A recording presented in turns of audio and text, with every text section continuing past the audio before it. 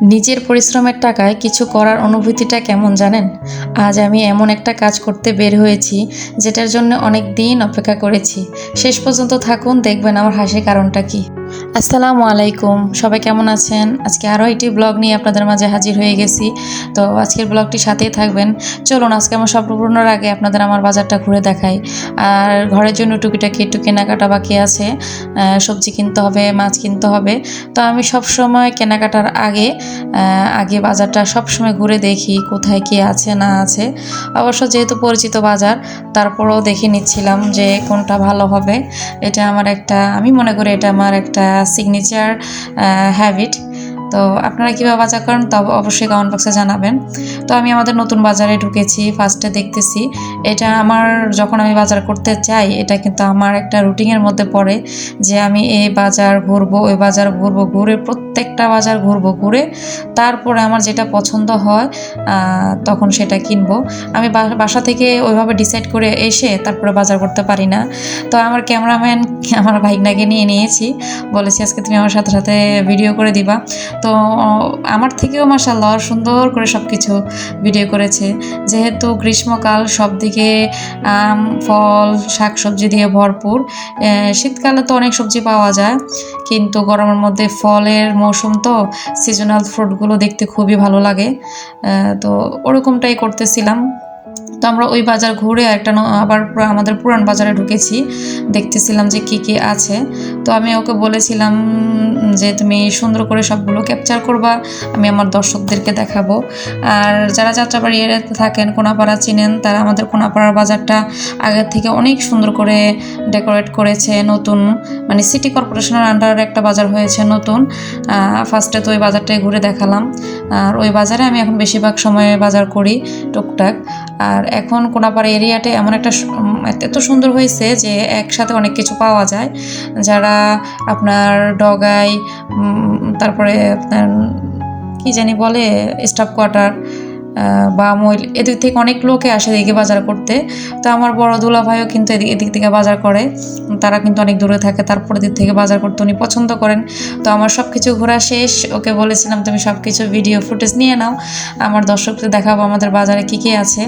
মানে আমার সবচেয়ে বেশি ভালো লাগে এই সুবিধাটা পেতে যে আমাদের এদিকে এখন সব কিছুই পাওয়া যায় হাতের নাগালে। তো কী কী বাজার নিয়ে এসেছি, ফ্রিজে রেখে দিয়েছি। আর এখানে কিছু সবজি নিয়ে আসছি, তো সবজিগুলো রাখবো। শাকগুলো খুবই ফ্রেশ ছিল, আর টুকটাক একটু বাজার করে নিয়ে আসছি। আর এই বেগুন ভর্তা খাইতে চাইছিল মাইমুনার বাবা অনেক দিন ধরে, আর আমারও খুব ইচ্ছে করতেছিল। তো বেগুনগুলো খুবই সুন্দর ফ্রেশ ছিল, তাই নিয়ে আসলাম। আর এমন একটা যে অবস্থা, রাস্তার মধ্যে বৃষ্টি হয়েছিল, তাড়াহুড়ো করে তারপরে চলে আসছি, সবগুলো বাজার করতে পারি নাই। তো বলছে আর একদিন যাবো। সো বাজারগুলো গুছিয়ে তারপরে সন্ধ্যার পর আমরা আবার রেডি হয়েছি, মাইমুনার বাবা, আমি, মাইমুনা যাওয়ার জন্য। তো ওরা বের হয়ে পড়েছি। তো এখন রাত অনেক, প্রায় 10টা বাজে। এর আগেও আমাদের কিছু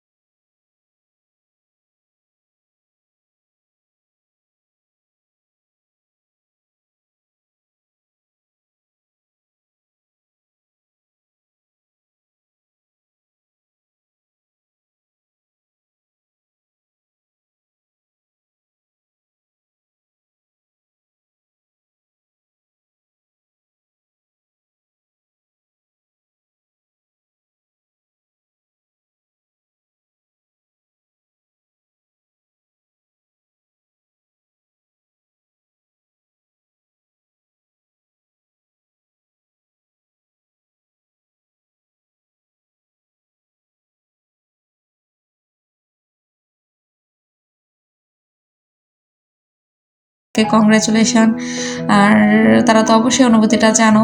আর নিজের পরিশ্রমের উপর সবসময় বিশ্বাস রাখবা, ভালো থাকবা, নিজেকে খুশি রাখার চেষ্টা করবা। আমি মনে করি মেয়েরা নিজের পায়ে দাঁড়ানোটা খুবই ইম্পর্টেন্ট, মানে আত্মনির্ভরশীল হওয়াটা। তোমরা অবশ্যই সেটা করবা। আর অবশ্যই ভিডিওটা লাইক করে দিবা, সাবস্ক্রাইব করে দিবা। ইউটিউব থেকে যারা দেখতেছো তারা অবশ্যই ইউটিউবটাকে সাবস্ক্রাইব করবা। আল্লাহ হাফেজ, আসসালামু আলাইকুম।